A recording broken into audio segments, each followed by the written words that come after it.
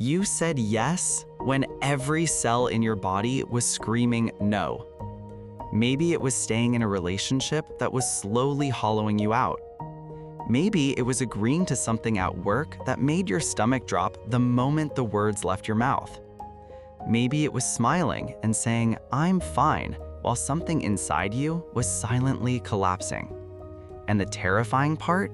You knew. Your body knew before your mind caught up.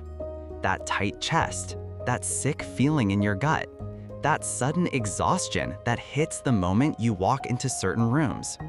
So why did you say yes anyway? Here's what most people will tell you. You just have poor boundaries, or you're a people pleaser. And while those labels aren't wrong, they completely miss the deeper mechanism. Carl Jung would look at this pattern and say something far more unsettling. He would say your body wasn't overreacting. Your body was doing exactly what it was trained to do by a part of your psyche you've never been formally introduced to. Stay with me, because what I'm about to walk you through doesn't just explain why you override your body's signals. It gives you the psychological map to finally stop. Let's start with what's actually happening in your nervous system in those moments. When your body says no, it's not being dramatic. It's operating from a system that neuroscientists call the autonomic nervous system, the part of you that responds to perceived threat before your conscious mind has time to think. Your gut tightens. Your breathing goes shallow. Your body temperature shifts. These are not random sensations. They are ancient intelligence, your nervous system detecting a mismatch between what's being asked of you and what is actually safe. But then the override happens, and this is where Jung becomes essential.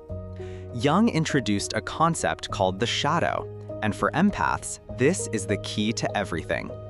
Your shadow is the collection of everything you were taught was unacceptable about yourself. Anger, neediness, selfishness, the desire to say no, the hunger for your own space. As a child, especially if you grew up in an environment where keeping the peace meant psychological survival, these parts of you got pushed down. You learned very quickly that expressing your no came with consequences. Withdrawal of love, the suffocating silence of disapproval. So your psyche did something incredibly intelligent in the short term. It buried the no. It made saying yes feel like safety. And now, decades later, your body still sends the signal, but your shadow-trained psyche intercepts it and translates it into compliance before it ever reaches your conscious awareness. This is crazy. You're not choosing to betray yourself in those moments. You're running a psychological program that was installed before you had the cognitive ability to question it. But that's not all, because there's a second layer here that most shadow work content never touches. Jung also wrote extensively about what he called the persona, the mask we construct to navigate social life. For empaths, the persona is almost always built around being agreeable, being needed, being the one who holds things together. And here's the issue: the persona and the shadow work in tandem. The more your shadow buries your authentic no, the more your persona polishes the yes into something that looks like generosity, warmth, or strength. So you don't just say yes, you say yes beautifully. And the applause you receive for that beautiful yes, that becomes the reinforcement that keeps the whole system running. Did you know that Jung specifically warned about the danger of over-identifying with the persona? He said when a person becomes their mask, they lose access to their own instincts. And for an empath, someone whose nervous system is already extraordinarily attuned to the emotions of others, losing access to your own instincts is devastating. Because now you can feel everyone else's needs with stunning clarity. But your own body's signals feel distant, confusing, even selfish. This is why so many empaths describe that strange dissociation, that moment where you're watching yourself agree to something almost from the outside and you can't stop it. That's not weakness.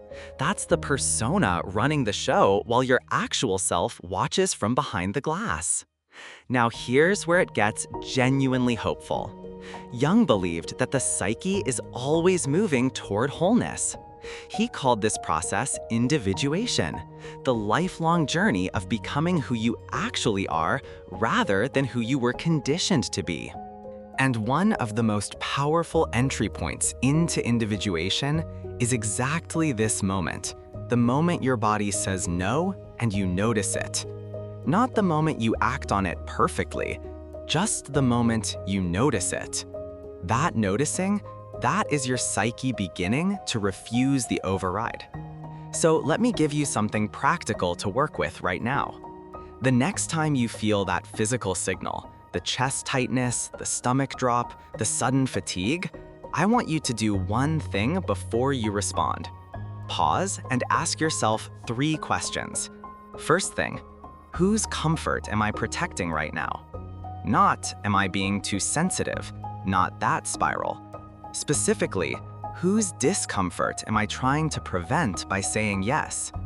This question cracks open the persona because it forces you to see the yes for what it actually is, an act of emotional regulation for someone else at your own expense. Next, what does my body already know that my mind hasn't admitted yet? Your nervous system is not random.